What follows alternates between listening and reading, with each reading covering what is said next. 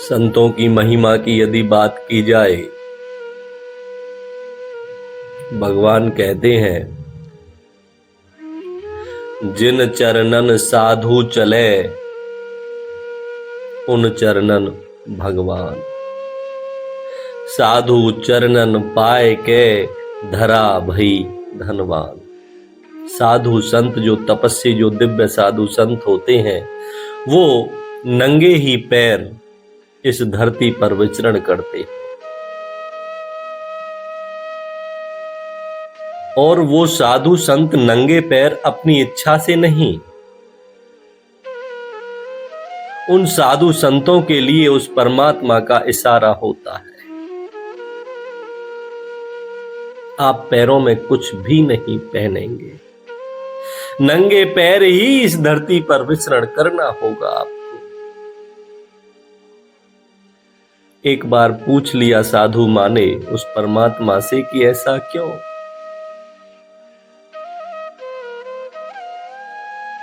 साधु संतों को आप बहुत तरह से तपाते हो, बहुत कष्ट देते हो। तलवार की नोक पर चलने जैसा जीवन होता है साधु संतों का। हे परम, पैरों से चप्पल भी छीन ली, कारण क्या है?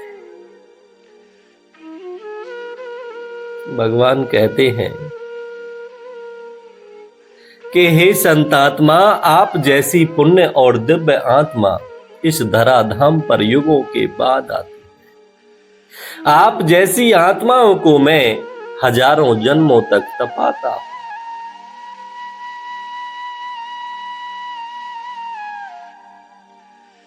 उसके बाद आपका एक ऐसा जन्म होता है जिस जन्म में मैं परमात्मा ही स्वयं आपके अंतःकरण में बैठकर इस धरती पर विचरण करता हूं। स्वयं धरती और प्रकृति आप जैसी आत्माओं का युगों तक इंतजार करती है। धरती भी धन्य हो जाती है सच्चे साधु संतों का स्पर्श पाकर। इसलिए नंगे ही पैर धरती पर आपको विचरण करना होगा। अगल बगल चले देवता, साधु के संग जाएं। चरण धूल मिले साधु की, मन में खुशी मनाएं। जब ऐसे साधु संत इस धरती पर आते हैं तो स्वयं देवता भी देवलोक को छोड़कर ऐसे साधु संतों के आसपास हमेशा दर्शन के लिए उपस्थित रहते हैं। परमात्मा पीछे पीछे और धरती धन्य हो जाती है। दुर्भाग्यशाली तो मनुष्य है जो ऐसे साधु मां जैसे साधु संतों के रहते उन्हें पहचान नहीं पाता। खैर, साधु मां तो कहती हैं,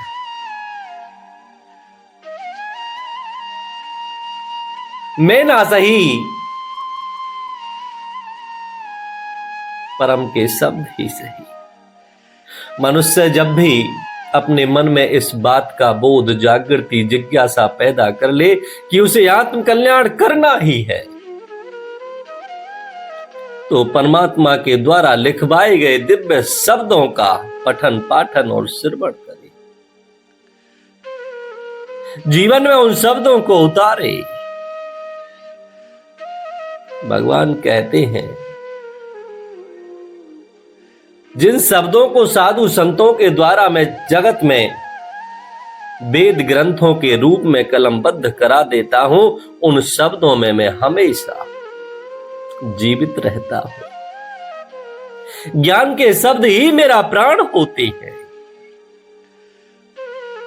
जो सच्चे भाव से उनका पठन पाठन श्रवण करता है, उस आत्मा की पुकार को मैं हमेशा सुनता हूं। यदि कोई अटूट विश्वास